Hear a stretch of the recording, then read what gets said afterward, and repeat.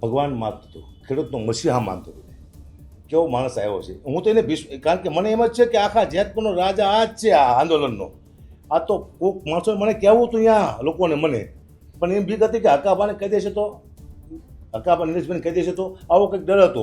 મારે પૂછવું હતું તો એ મને સીધો ગાડી બાઈને વાતો થઈ જતો, મને કોઈને વાત નથી કરવા દેતો. બસ ભગવાનનો માણસ લાગતો હતો, એમ કે કોઈ સજ્જન માણસ છે. હવે હું કોઈનામાંથી વિશ્વાસ નહીં કરું. કોઈ એમ કહે કે હું ઈમાનદાર છું તો વિશ્વાસ નહીં કરું.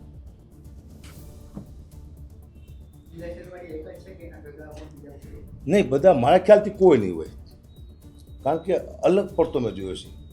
એવું મને ડાઉટ તો હતું જ કે અલગ પડે છે એ, કારણ કે સમિતિવાળા તો માણસો અદ્ભુત છે, સારા વ્યક્તિઓ છે. જેતપુર ગામના ખેડૂતો પણ સારા છે, યુવાનો પણ સારા છે. આ જે ઉપવાસમાંથી બેઠા છે, હું વારંવાર એક છોકરાને કહેતો હતો, દાઢીવાળો છોકરો, તો મને પરફેક્ટ સાચો લાગે એક છોકરો અહીંયા એમ. પણ આ માણસ તો બેક મારે છે અને ઓલું એક ખયામાં એવું કંઈક.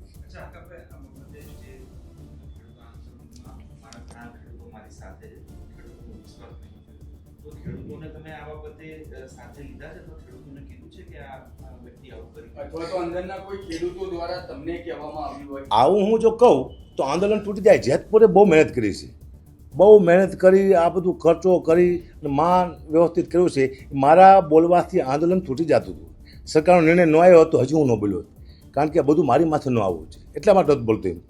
પણ આજ તો રહેવાનું નહીં કીધું, બોલ નાખી કે હું મરી જઈશ, હું ગઢી છું, હું ચારણ છું, બને ત્યારે સત્ય બોલવાની કોશિશ કરું. સ્ટેજમાંથી પણ હું કોઈ ખોટું નથી બોલ્યો, કોઈ પણ સત્ય, આપ સૌને ખબર છે સત્ય જ બોલ્યો સ્ટેજમાંથી. ખરાબને ખરાબ કીધો છે, હારાને હારો કીધો છે. મેં કોઈ દી કોઈને વખાણ નહીં કર્યા સ્ટેજમાંથી પૈસા માટે થઈને. પૈસા આપો પણ હું જે જોક્સ બોલું એ જ બોલીશ. મેં આપ પાર્ટીના પ્રોગ્રામ કર્યા છે, મેં કોંગ્રેસના પ્રોગ્રામ કર્યા છે, મેં બીજેપીના નાના નાના પ્રોગ્રામ કર્યા. મોટા પ્રોગ્રામ બીજી પક્ષમાં હોત તો મારા મોટા પ્રોગ્રામ થતો હોય, એના નાના કોઈ મિત્ર હોય કોર્પોરેટ, એના પ્રોગ્રામો હું જોઉં છું. મને આપની ટોપી પહેરાવી હતી વઢવાણમાં, મેં પહેરી હતી. શું આપમાં આવી ગયો? મને કોંગ્રેસનો પટ્ટો પહેરાવ્યો હતો. દ્વારકામાં સૌથી મોટો પ્રોગ્રામ કોંગ્રેસનો થયો હતો. હર્ષદાન ગઢવીનો હું 2 જ કલાકાર હતા, જેથી કોઈ જવા ત્યાં નહોતું, અહીંયા ડરતા હતા માણસો. તેથી મને કોંગ્રેસનો પટ્ટો પહેરાવાયો હતો. શું કોંગ્રેસમાં આવી ગયો? વિમલ ચોરાસમાં સોમનાથ બાજુ છે કે ક્યાંય હું ગયો તો પ્રચાર કરવા માટે. પ્રચાર એટલે હું કોઈ દી એવો પ્રચાર નથી કરતો કે તમે આ નેતાને જીતાડી દો. નહીં, હું તો મારા જોક્સ કહું છું, પબ્લિકને ભેગી કરું છું. નેતા આવે તારીની સાથે વાત કરશે કે આ મારો મુદ્દો છે. એટલે બીજેપીમાં પણ આ કંઈક રામ મંદિરના કંઈક હતું, કંઈક એની હું શુભેચ્છા દેવા ગયો હતો અને મને પહેરાવ્યું હતું. મેં પહેર્યું, હું તો પહેરું સાહેબ. અને મેં એમ પણ કીધું કે સરકારે બહુ સારું કામ કર્યું છે, હું સરકાર સાથે છું, ક્યાંય મારી વાણીની જરૂર પડે આપ મને યાદ કરજો. આમાં હું પક્ષમાં આવી ગયો ભાઈ, કારણ કે ખબર ન હોય જ્યાં સુધી ખેડૂતોને, ત્યારે અમુક માણસો ખેડૂત સુધી આવી વાતો પહોંચાડતા હોય છે આવા ફોટાની. તો તમારે આપનો ફોટો પણ મારો રાખવો જોઈએ, તમારે કોંગ્રેસનો મેં ખેર પડ્યો એ ફોટો પણ રાખવો જોઈએ. ખાલી બીજેપીના ફોટા ચલાવવા રાખ્યા. અને હું પક્ષમાંથી આવ્યો હોત તો આંદોલન તોડી નાખ્યું હતું. આટલી રાહ ન જોતી, આટલી રાહ હું શું રાહ જોઉં?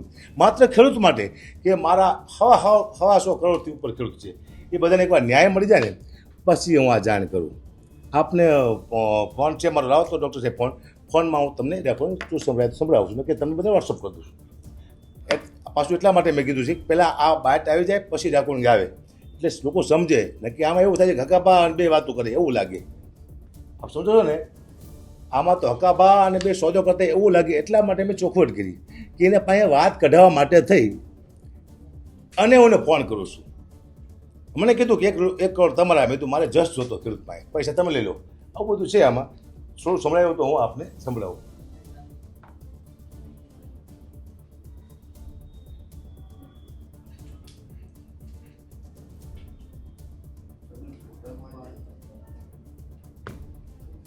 એમ કીધું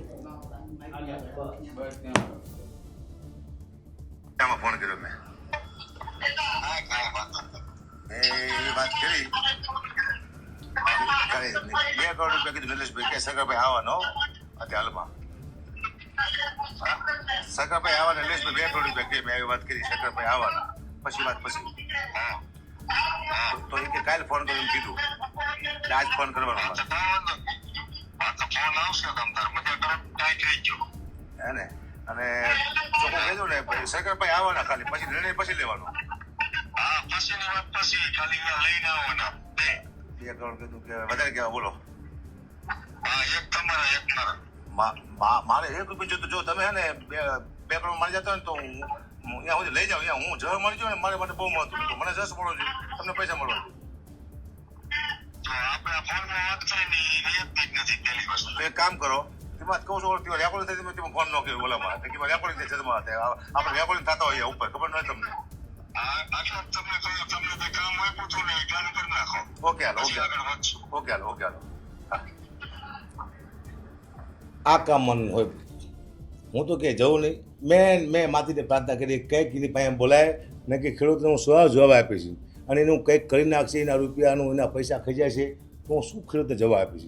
કારણ કે હું તો આવીને હલવાઈ ગયો. મેં તો આ હું કઈ જગ્યાએ કરી ગયો છું. આટલો વિશ્વાસઘાત ચાલે છે. બાકી મને બીજા કોઈના માથે ડાઉટ નથી. અહીંયા જેતપુરમાં સમિતિ માથે પણ ડાઉટ નથી, ઉપવાસ બેસી એને પણ ડાઉટ નથી, અને અહીંયાના ખેડૂતમાંથી કોઈને મને ડાઉટ નથી. મને એકમાંથી ડાઉટ પડ્યો તો મેં એટલું જ કીધું. અમે જેને મતે સાંભળી જેની પાસે એનું એટલું જ કહી, પછી હું બધાને બદનામ ન કરું. હું ઘણા ટાઈમથી કહું છું કંઈક લોચો છે અહીંયા, કંઈક લોચો છે અહીંયા. હું એક ઈશારો કરતો હતો સમિતિને અને અહીંયાના ખેડૂતોને કે મારી પાસે કદાચ કોઈક આવે. આ લોકો મને અહીંયા જવા દેતા નહોતા, ના જ પાડતા. મને ગાડીઓ પણ બોલવામાં આવ્યું, ત્યાં શું આ બાપાનું ઠાર્યું છે? એવો એક વ્યક્તિનો ફોન આવ્યો, અહીંયા માહોલ ગરમ છે, તમારો વિશ્વાસ ના આવતો, તમે બહારથી એવું લાગે છે, આવું મને કહેવું આવ્યું હતું. તો પછી મેં તો અહીંયા જઈશું અને આ તો 10,000 પબ્લિક હોય ભાઈ. હું 10,000 પબ્લિક માટે ના આવ્યો, હું આવ્યો છું 125 કરોડ માટે. એટલે પછી મેં જવાનું માંડી પાડ્યું. મેં સમય આવશે એકવાર આંદોલન પૂરું થાય પછી આ વાર્તા કરું. સરકારે નિર્ણય આપ્યો સારો, એટલે મને એમ થયું કે હવે હું આ વાત કરું. કારણ કે સમાજને પણ ખબર પડે કે આવા માણસો પાસે છે તો આખા સમાજનું મૂળ કાઢી નાખશે. આવા માણસો હશે તો સમાજને ક્યાંય મોં દેખાડવા નહીં આવવા દે. આવા માણસો હશે દેશમાં નુકસાન કરશે. આવા વ્યક્તિઓ હશે તો આવા કેટલાય ખેડૂતોના હક મારીને ખાઈ જાય છે. એટલે આપ સૌને વિનંતી કે આવા વ્યક્તિઓ તમે પારો, તમે નક્કી કરો, ચકાસણી કરો, પછી આગેવાન બનાવો. જય માતાજી, જય જવાન, જય કિસાન. પેકમાં લો, પેકમાં એટલે ભૂખ લાગે, ખાવું તો પડે જ તે. એટલે આનું નાર્કો ટેસ્ટિંગ કરે ને તો ખબર પડી જાય કે શું કરે છે માણસ.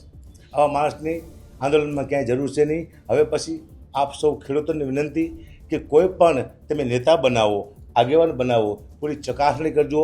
એની માથે કેમેરા રાખજો, કેમેરા માથે બીજા 5 માણસ રાખજો. ક્યાં જાય છે, ક્યાં ખાય છે, શું વાત કરે છે, કોની સાથે વાત કરે છે, આ બધું જાણવું જરૂરી છે. ને કે આપણો ખેડૂતોનો બિઝનેસ, ખેડૂતનો ધંધો થઈ જાય છે. આટલા ટાઈમથી ધંધો થતો આવે છે. ખેડૂત હારે રમત જ રમાય છે. આ તો આ જ ખબર પડી કે આવા પણ અમુક માણસો હોય છે જે ખેડૂતોને વિશ્વાસઘાત કરે છે. એ ગુજરાતના તમામ ખેડૂતોને વિનંતી, હવે પછી કોઈ આગેવાન ચૂનો તો ખાસ ધ્યાન રાખજો. અને આપ સૌને વિનંતી, ક્યાંય મારી ખેડૂતમાં આટલા મેં ન્યૂઝ આપ્યા છે, ક્યાંય મારી ભૂલ થઈ તો આપ સૌ પાસે ક્ષમા માગું છું. ક્યાંક બોલવામાં મારી ભૂલ થઈ હોય કે ઉતાવળું બોલી ગયો હોય તો ખેડૂતોને પણ ક્ષમા માગું છું. હું માત્ર ખેડૂત માટે આવ્યો છું. મારો ધંધો, મારી પ્રતિષ્ઠા, મારું જીવન, મારું પરિવાર, આ બધું સાહેબ હું દાવ માથે લગાડી અને તમારે ખેડૂત માટે આવ્યો. આવા માણસોને હું ભાડું તો મને પીડા થાય કે ન થાય? મારે બોલવું પડે. કારણ કે મને ઊંઘ નથી આવતી. ખાવું એક જ મારી સાથે 8 દિવસ કાળિયા સમાજમાંથી આવે છે, કાળિયા સમાજમાંથી પ્રકાશજી જાદવ, એ 8 દિવસ મારી સાથે રહ્યો. બાકી કોઈ મારી સાથે નહોતું. કારણ કે લોકો ડરતા હતા ફોન કરતા. એક મારો સમાજ આવ્યો હતો, ચારણ સમાજ, કે તમને અગાઉ સમર્થન આપી. નહીં, તમે ખેડૂત તરીકે આવો. કારણ કે આમાં છાંટા ઉડવાની બીક તો મને લાગે છે. તો મને ઉડે તો મારા સમાજને છાંટા ઉડે એવું મારે કરવું છે નહીં. તમે ખેડૂત તરીકે આવજો, મારી સમર્થનમાં કોઈ ના આવશો. એટલે સમાજને બચાવવા માટે મેં બચાવી લીધો. કે આ છાંટા સમાજને પણ ઉડે હતી. કોઈ સમાજ મારો સમર્થનમાં આવ્યો નથી, મારા મેં જ ના પાડી હતી. એટલે આપ સૌને વિનંતી, ક્યાંય ભૂલ ચૂક હોય તો આપ ક્ષમા કરજો. ખેડૂત માટે લડતો, આજીવન લડતો રહીશ. અને મારો વિષય છે પ્રોગ્રામનો, તો પ્રોગ્રામ હું બધાય ના કરીશ.